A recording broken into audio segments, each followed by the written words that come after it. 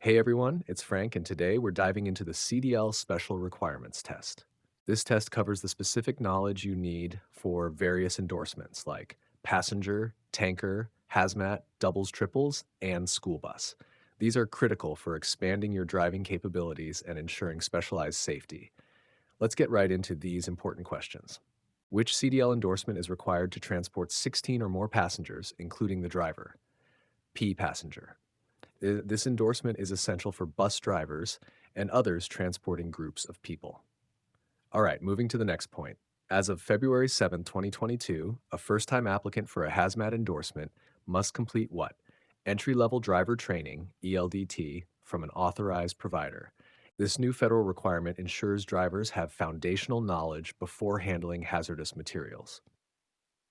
Up next, what is the primary safety concern when driving a tank vehicle with a partially filled load? Liquid surge. This sloshing liquid significantly impacts vehicle stability and handling. So what's next? What type of background check is required for a hazardous materials hazmat endorsement? TSA Security Threat Assessment. This stringent check is necessary to ensure national security when transporting dangerous goods. Next on our list, which endorsement is needed to pull 2 or 3 trailers? T, doubles, triples. This allows you to operate longer and more complex vehicle combinations. Okay, what's after this? What is the maximum acceptable play in the steering wheel for a commercial vehicle? 10 degrees, approximately 2 inches on a 20-inch wheel. Excessive play indicates a mechanical issue that compromises steering control.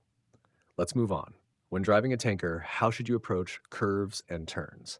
Slower than with a conventional vehicle, braking before the curve. This minimizes the effects of liquid surge and reduces rollover risk. What about this next one?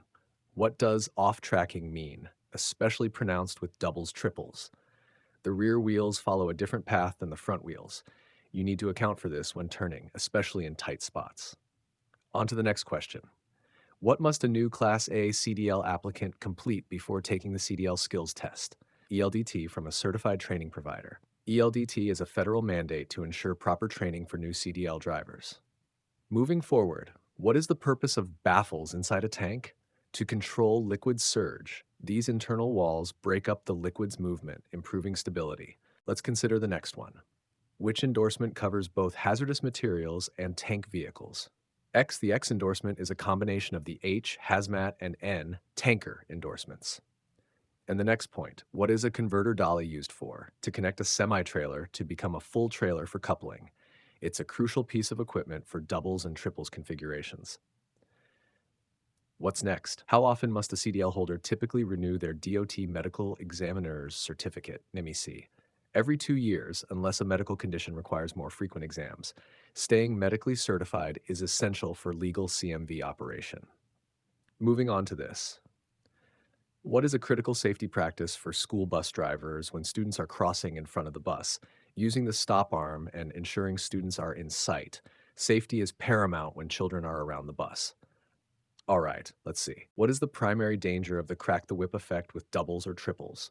Rollover of the rear trailer. This phenomenon is caused by abrupt steering and amplified by the length of the combination. What's after this?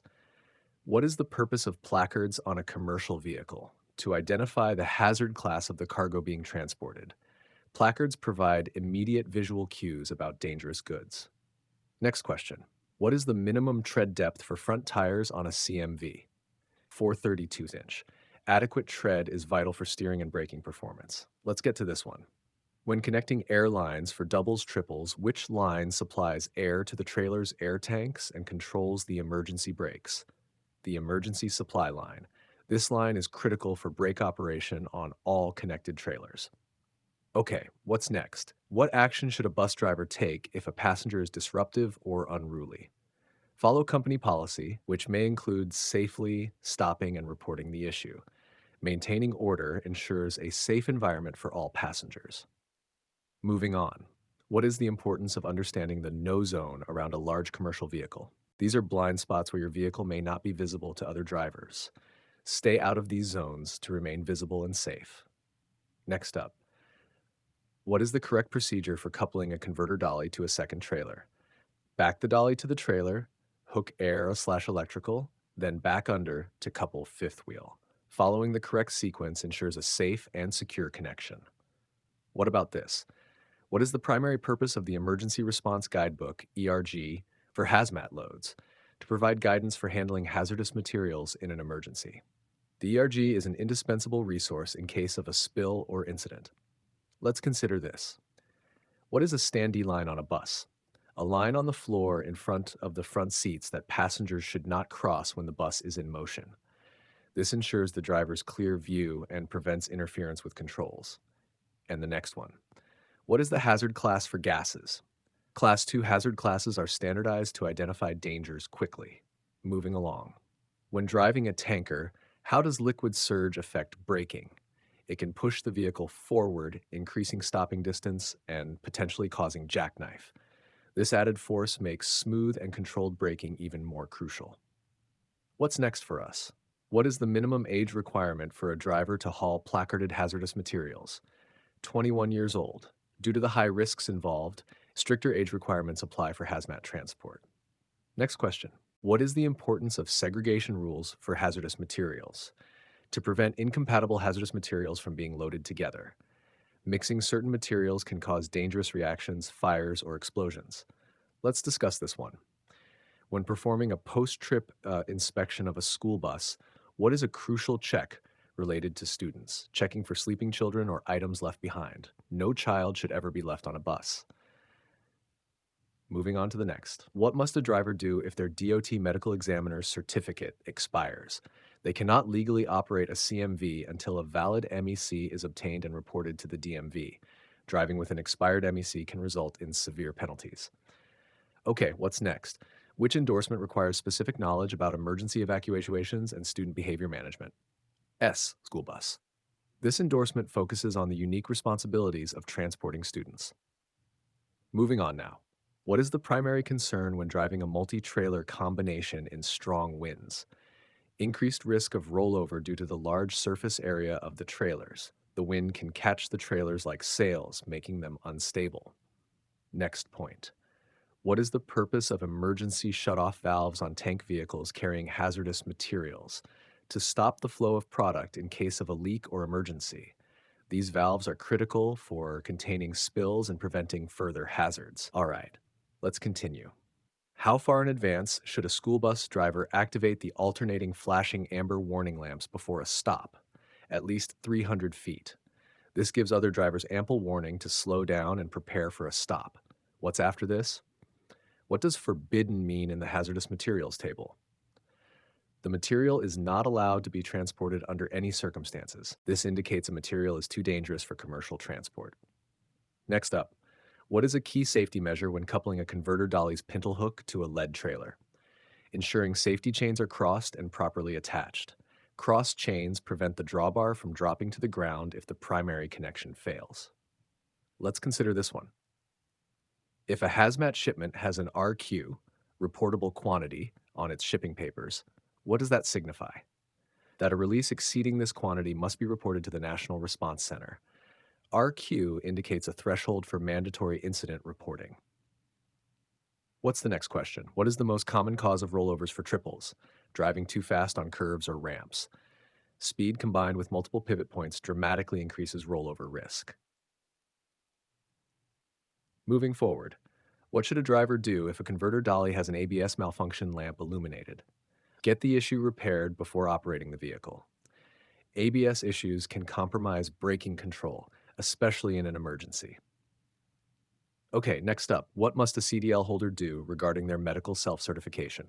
Declare their driving type, e.g. interstate non-accepted, to their state's DMV. This informs the DMV of your operating status and medical requirements. Next question on the list. What is the primary safety concern regarding domes and vents on tank vehicles? Ensuring they are properly sealed to prevent leaks and spills. Improperly sealed openings can lead to dangerous cargo releases. Let's talk about this one.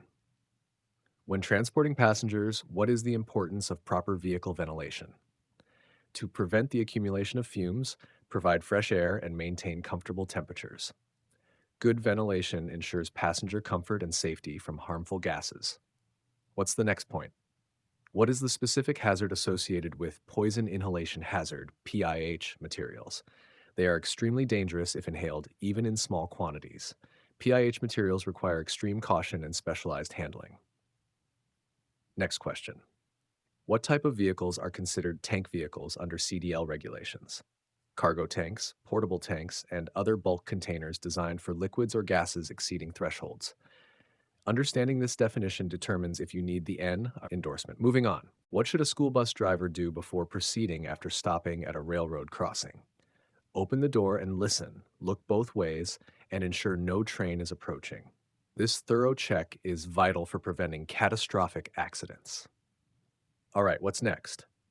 What is the most critical element of the ELDT program for new CDL drivers? Completing both theory and behind the wheel training from a TPR listed provider. ELDT ensures comprehensive training from approved sources.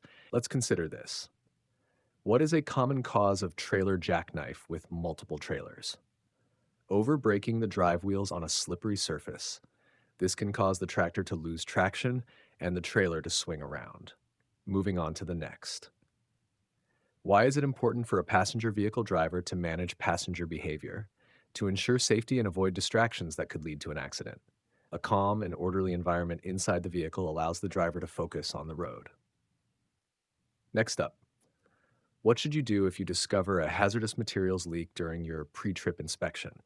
Do not move the vehicle, secure the area, and follow emergency procedures. Immediate containment and reporting are crucial for hazmat incidents.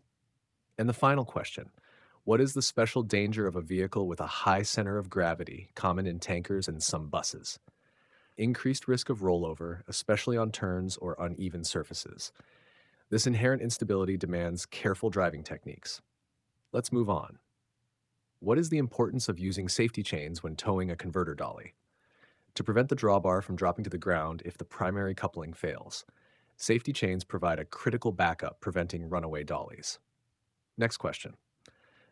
What is the purpose of the Medical Variance MV program related to CDL medical certification? Allows individuals with certain medical conditions to obtain an MEC if they meet specific criteria and conditions.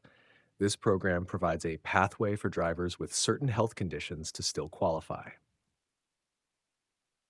Moving forward, what does it mean if a tank is fully baffled? It has baffles that divide the tank into several smaller compartments to control surge. Fully baffled tanks offer the best protection against liquid surge. All right, next point. When uncoupling a second trailer, what should you do after lowering the landing gear and disconnecting air electrical lines? Unlock the pintle hook and pull away slowly. Following the proper uncoupling sequence ensures safety and prevents damage. What's next? What is the primary responsibility of a driver transporting hazardous materials? To ensure the safe transportation of the hazardous materials, this supersedes all other considerations when hazmat is on board. Moving on now, what should a driver check about their CDL endorsements during their pre-trip inspection? Ensure all required endorsements are valid for the vehicle and cargo being operated. Driving without the correct endorsements can lead to fines, citations, and removal from service. And that wraps up our look at the CDL Special Requirements Test. Covering these endorsements shows you're ready for the unique challenges and responsibilities of transporting passengers, hazardous materials, or multiple trailers. Keep up the excellent work and good luck with your exam.